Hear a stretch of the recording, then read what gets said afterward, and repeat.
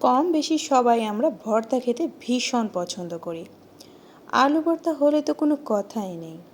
আমরা আলুকে বিভিন্নভাবে খেয়ে থাকি। আলুর ভর্তাও আমরা বিভিন্নভাবে খেয়ে থাকি, সবজির সাথেও খেয়ে থাকি।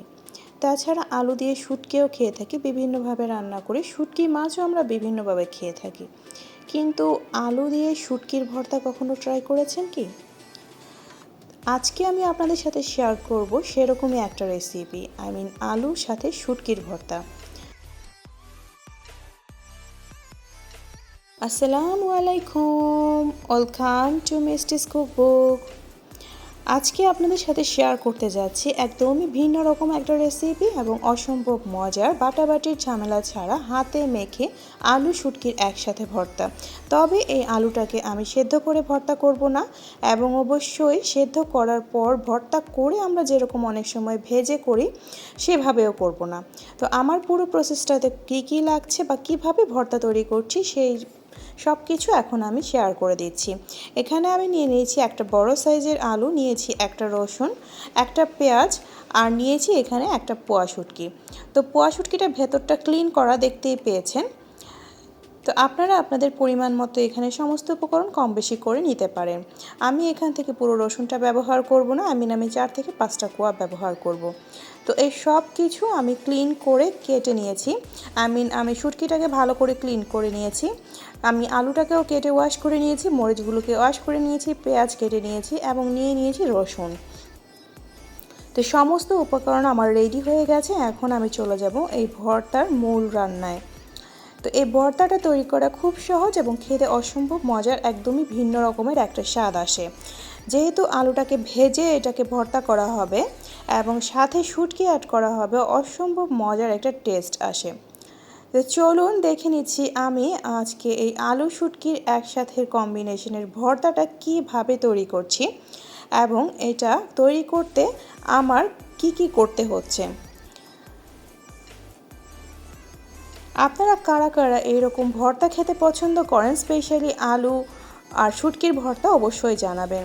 আর দুইটার কম্বিনেশনে আলু এবং শুটকির একসাথে ভর্তা করে কখনো ট্রাই করেছেন কিনা কমেন্টসে অবশ্যই জানাতে পারেন। তো চলে এসেছি এখন চুলায়।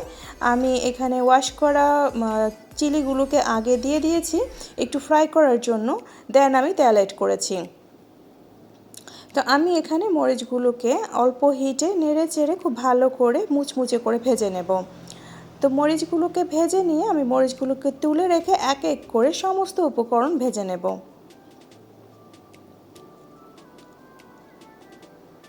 খুব সহজেই ঝটপট মজার একটা ভর্তার রেসিপি করতে চাইলে এইভাবে আপনারা হাতে মেখেই করে নিতে পারেন যখন তখন। বাটাবাটির কোনো ঝামেলা নেই, অথবা ব্লেন্ডার করারও কোনো প্রয়োজন নেই। তো এখানে মরিচগুলোকে ভেজে তুলে নেওয়ার পর আমি দিয়ে দিয়েছি কেটে রাখা পেঁয়াজ এবং রসুন। তো পেঁয়াজগুলোকে আমি খুব বেশি ব্রাউন করব না, হালকা সটে করে নেব যাতে কাঁচা ভাবটা না থাকে, এবং রসুনগুলোকে পুরোপুরি এখানে কুক করে নেব। তো এই পর্যায়ে আমি ভেজে নিয়েছি, আমার পেঁয়াজগুলো ভাজা হয়ে গেছে, তুলে নিয়েছি। রসুনগুলোকে আরও কিছুটা সময় ভেজে নেব। এর সাথে আমি অ্যাড করে দিয়েছি ওয়াশ করে ক্লিন করে রাখা শুটকি মাছ। তো শুটকি মাছটাকে আমি একদমই এখানে পোড়া পোড়া করে ভেজে নেব। এখানে সামান্য পরিমাণ তেল অ্যাড করে দিয়েছি। এখন আমি এটাকে খুব সময় ধরে লো হিটে উল্টে পাল্টে একদম পোড়া পোড়া করে যখন ভেজে নেওয়া হবে, এটা অসম্ভব মজা হয় খেতে। তাছাড়া শুটকি মাছ এমনিও আমাদের খুব ভালো করে কুক করতে হয়, আমরা সবাই জানি। যারা অলরেডি আমার চ্যানেলে সাবস্ক্রাইব করে আমার পাশে আছেন তাদেরকে জানাই অসংখ্য আন্তরিক ধন্যবাদ, শুভেচ্ছা এবং শুভকামনা। যারা প্রতিনিয়ত সুন্দর সুন্দর কমেন্টস করে অনুপ্রাণিত করছেন তাদের প্রতি আমি ভীষণভাবে কৃতজ্ঞ, জানাই অসংখ্য আন্তরিক ধন্যবাদ এবং শুভেচ্ছা। যারা আজকে আমার চ্যানেলে নতুন ভিজিট করছেন অথবা আমার এই ভিডিওটি দেখছেন, তারা চাইলে আমার চ্যানেলটা সাবস্ক্রাইব করে পাশে থেকে যেতে পারেন। পাশাপাশি পাশের বেল আইকনটাও প্রেস করে দিতে পারেন এবং লাইক কমেন্ট করতে পারেন। আমিও পরবর্তীতে সময় সুযোগ মতো এবং অবশ্যই নির্দিষ্ট সময় পর আপনাদের চ্যানেলে পৌঁছে যাব। তো এইভাবে বেশ কিছুটা সময় ধরে আমি শুটকি মাছ আর রসুনটাকে একসাথে ভেজে নিয়েছি। তো দেখতেই পাচ্ছেন একদম ঝুরঝুরে মুচমুচে করে আমি এটাকে ভেজে নিয়েছি। তো তো আমার ভাজা হয়ে গেছে শুটকি মাছ এবং রসুনগুলো আমি তুলে নিয়েছি। এ পর্যায়ে সামান্য পরিমাণ তেল এবং লবণ অ্যাড করে দিয়েছি।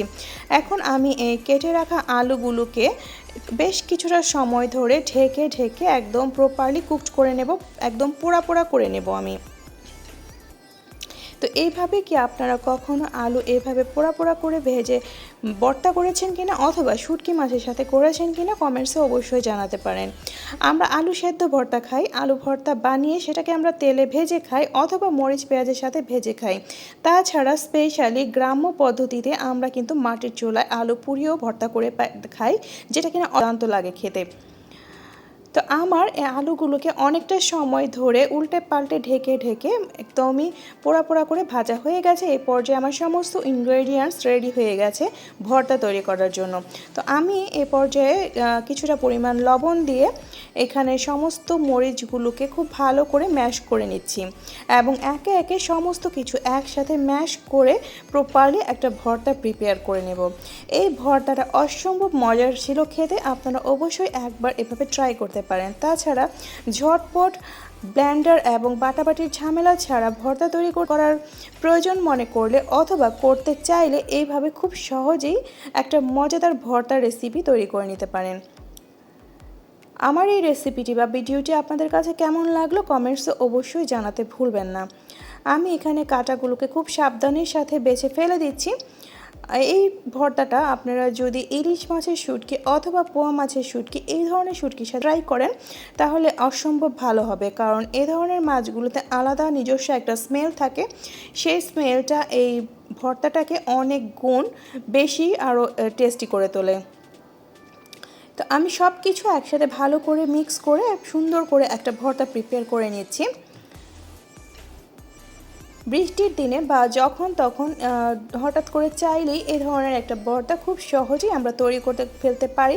পাশাপাশি খুব মজাদার একটা রেসিপি আমাদের মেনুতে অ্যাড করতে পারি, খুব মজা করে আমরা সেই লাঞ্চটা অথবা ডিনারটা এনজয় করতে পারি। তো আমার এই ভর্তাটা অলমোস্ট প্রিপেয়ার করা হয়ে গেছে। দেখতেই পাচ্ছেন কি অসাধারণ একটা লুক এসছে। ভাজা মরিচ প্লাস হচ্ছে এখানে শুটকি, তাছাড়া এখানে পোড়া পোড়া করে ভেজে নেওয়া আলু পেঁয়াজ রসুন সমস্ত কিছু ভাজা, একদম অসাধারণ একটা স্মেল আসছিল এবং খেতে তো দুর্দান্ত ছিল। তো আই হোপ এই রেসিপিটা আপনাদের কাছে ভালো লাগবে, একবার হলো এভাবে ট্রাই করতে পারেন। ভালো লাগলে লাইক কমেন্ট শেয়ার সাবস্ক্রাইব করে পাশে থাকতে ভুলবেন না।